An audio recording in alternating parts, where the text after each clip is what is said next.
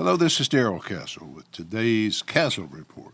Today is Friday, the 6th day of November in the year 2020.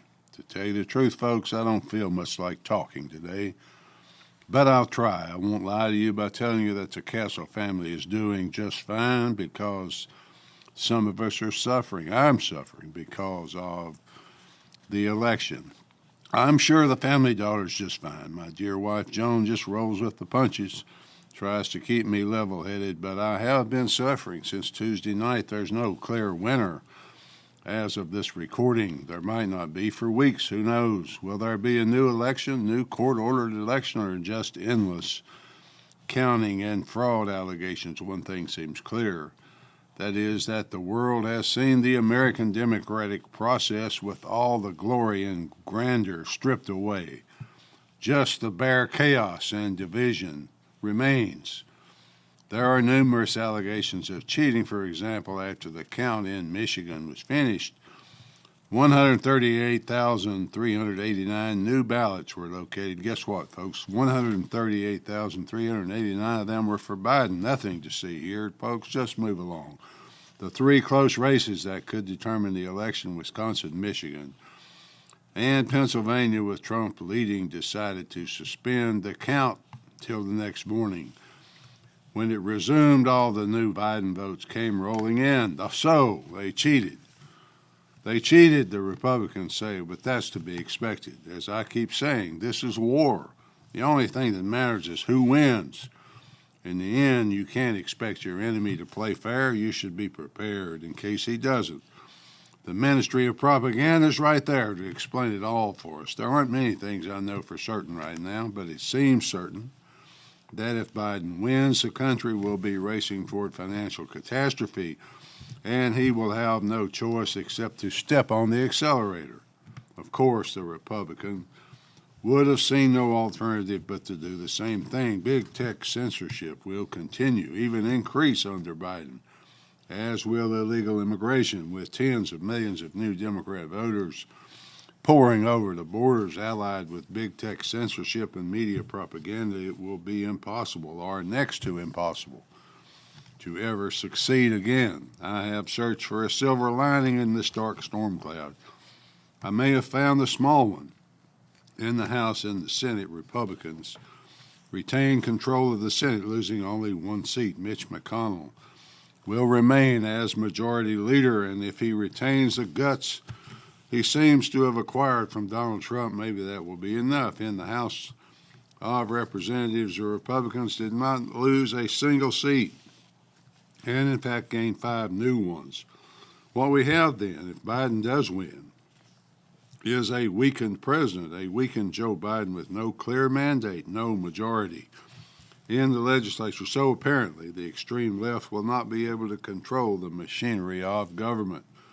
It probably means no court packing, no new taxes the Republicans do not want. Biden has said he will not take senators from the Senate to be in his cabinet, but Elizabeth Warren has expressed an interest in becoming Secretary of the Treasury. If she cannot raise taxes, then I would expect her to go hard after those who currently pay taxes. I'm thinking Robespierre here, folks.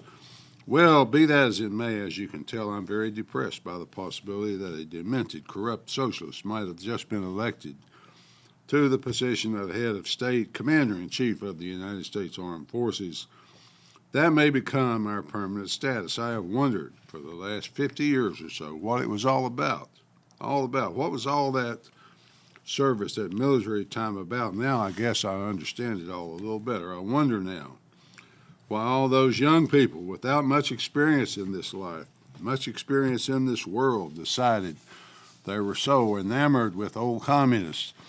Still, I'm at a further loss for words. I'll let Dr. Paul Craig Roberts explain to you what this election process means. Quote, the digital revolution is being used to destroy us. The Nazism of Bill Gates is so extreme as to make Hitler look like Jesus, our intended future, or a conspiracy theory.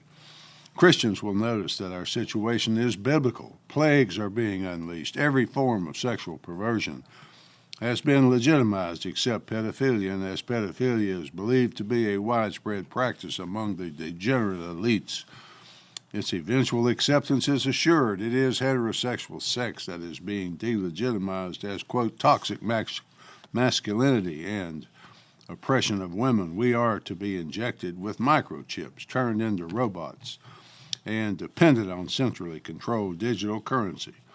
In the URL below, Microsoft's international patent for a cryptocurrency system using body activity data is described.